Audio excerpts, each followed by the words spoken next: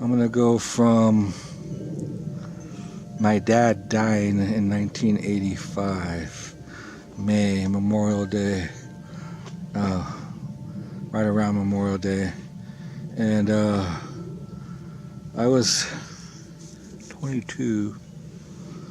I had been living on my own for like 6 months, no, a year, and then I moved back for 6 months before my father died.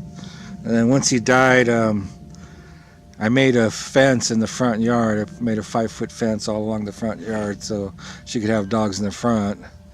And I had big scary dogs, pit bulls. And she felt a lot safer with the dogs, all around the house. And I came to Yosemite.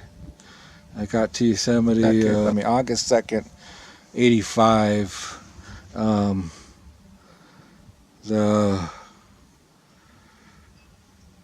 Of my sister's birthday. Yeah, I believe that's right. And I left August 1st, drove my pickup truck with my motorcycle in the back to Yosemite. I spent the night in the Goat Meadows on Highway 41, August 1st, the night, and in the morning, my interview wasn't until later in the day, so I had time to kill. So that morning I unloaded my motorcycle and went riding around Goat Meadow, and it was just like, wow, man, this is paradise. I'm in heaven here. So loaded up my motorcycle. I used to be able to load and unload my motorcycle myself into my pickup, easy. Went down to the valley, took a shower, got dressed nice, wore a nice shirt with a tie, and went to the personnel office, and they hired me. I was an unassigned hire going up there. So I get there, and they're like, all we have is food service and housekeeping. And I'm like, oh, I've done food before, I'll do that. I'm like, you don't got anything better, And the guy walks by and he goes, try him for security. And I'm like, yeah, try me for security. That sounds good.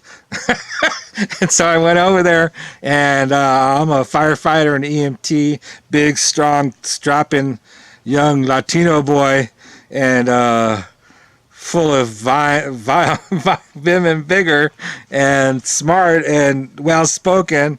They snapped me up. Yeah, EMT, firefighter. Yes, please, and thank you, and gave me a cool place to live, and a car, and yeah, it was cool. That was a fun job. I was a security officer, firefighter, and EMT. I had all different kinds of jobs in that. I worked days, I worked nights. I worked on the fire department. I worked the cash run. I worked in Pomona. I worked at Badger Pass. I did it all. I did shoplift detail. I arrested people for shoplifting many times. What else? I've worked in emergencies. We had these mono winds. I had my own fire truck. I rode in the Seagraves 1932 fire truck when we first got there, and then they replaced it with the one from Emergency, the TV show, which was a big deal back then because TV was a big deal. Anyway, so I rode in that too, and then I had my own fire truck, a little truck, and it had like a little pumper on it and tools and all kinds of stuff, and I would respond in that and drive around in that during an emergency, like mono winds, but or any fires. And I did burn downs where we burned down buildings and practiced putting them out for the fire department for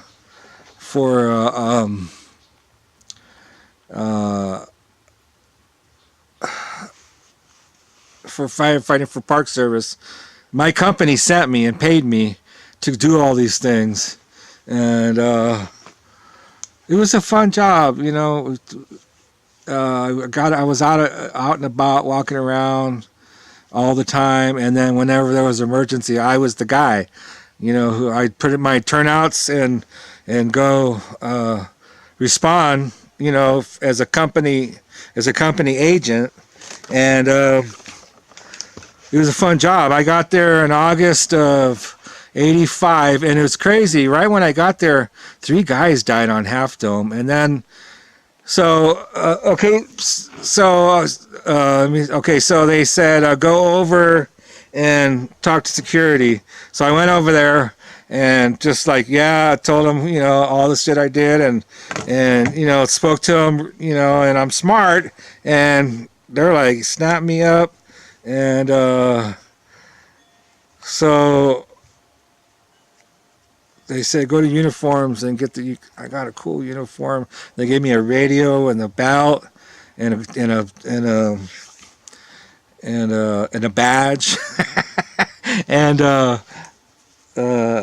they said go home and we're going to tell you what time or go to your dorm and we're going to tell you what time we want you in, and then probably tomorrow. And then on my way home, they called me on the radio, or the way to my dorm, they called me. I was in a company car now, and the way home, they called me on my radio and said, come in at 1700 hours, 5 p.m. And I'm like, okay. So the first day I got there, I was working on the job, wearing a cool uniform, and I remember the guy that was in front of me and the guy that was behind me in the personnel line were both maids. I pull up in this car wearing a tie and a nice shirt and slacks, with a flashlight and a walkie-talkie, and they look at me and they're like, damn, how did you do that? And I'm like, I got juice. So I got there in August, and right away it started being like less and less employees, and all the straight girls left, and all that was left was guys and lesbians over the winter. And I was like, wow, I didn't have any. For the first time in my life, I didn't have a vast pool of women to associate with and spend time with, and so come April, I'm working in security, and this cute girl comes up to me and says, are you the one that's supposed to help me? And I'm like, no, but I will. So that turns out so what happens is I take her to housing and show her the overnight housing, because she has to report to work in the morning. And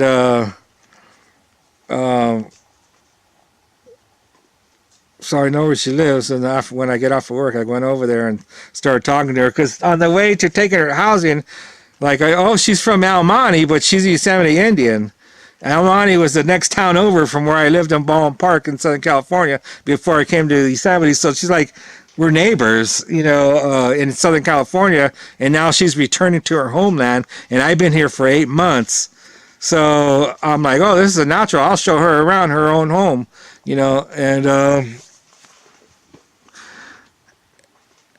I pursued her heavily because she's a Yosemite Indian. She's nice looking woman, single. I'm like, haven't been with a woman a long time, and I'm like, whoa, I really need it. And anyway, so right away I was like, she took me to the ceremonies, and I'm like, these people need my genes. A lot of people have thought how hubris of me to think that, but it's bore out to be true. My daughter is going to be superintendent at Yosemite. Anyway, so Sandra and I get together right as soon as she gets there in April. I was the first person she met, and we get together, and it didn't take very long before we were roommates, and then we conceived my daughter in Tecoya C-4 in Yosemite Village. Like the explosive. And so then we had Irene, and then they kicked us out of Yosemite. Man, it was devastating. It's like they could have gave us housing. They could have given us married housing, but they didn't. You know, we had to go find housing outside of the park, which was worth it because we both had good jobs. And but you know, I think looking back, it was like how symbolic kicking Yosemite Indian out as soon as she's born, when we had the jobs that would have qualified for housing, but they didn't give it to us. You know, family housing. We had 2 good jobs. That was the beginning of the end. Sandra left before I did, and she went to go work in the daycare, in the Yosemite daycare, and I worked in security. But it's just like before that they started putting us on the same shift so that we had to find a babysitter. You know, that sucked. That it wasn't necessary. They could have gave us shifts where we could have relayed, you know. Irene is born in April 10th, 1987. And she's born in Fresno because it was like Sandra worked the day before she had Irene. She worked until the last day. And I think like while she was work or after work, we went down to the hospital and she had the baby overnight. And she had Irene overnight. I saw Irene first. I saw Irene's head before Sandra did. and Paul's. So Sandra went to, she had the baby in Fresno. We brought Irene back to Yosemite to show everyone, like, oh, look at our new daughter. And we got stopped on the way in by Grady, I'm going to say Wayne Grady or Officer Grady. He was a park ranger, and I was speeding. And I showed him Irene and said, oh, I'm just excited because look, she's a Yosemite Indian. And he didn't give me a ticket. He liked me, and I worked with them, and it was Irene, you know, my good luck charm. And so then Sandra, we didn't have housing. They kicked us out. They kicked Irene and Sandra out because you can't have kids in housing. They could have gave us married housing, but they didn't. Anyway, so Sandra went to go stay with her mom. And my job was to secure a place to live for us. And so right away I found a place, the one that we moved to on Carter Road, just down the hill from here.